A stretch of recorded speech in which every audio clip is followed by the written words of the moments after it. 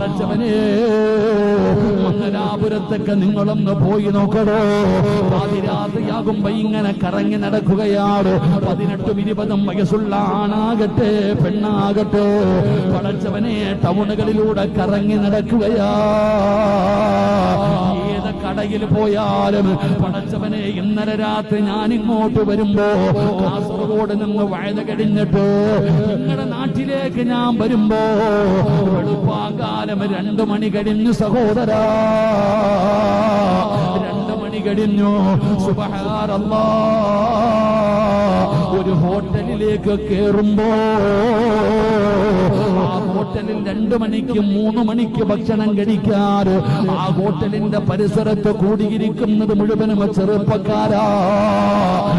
ഞാനിങ്ങനെ നോക്കിയപ്പോ അതിലിരിക്കുന്നതിൽ 99% മുസ്ലിമീങ്ങളാ.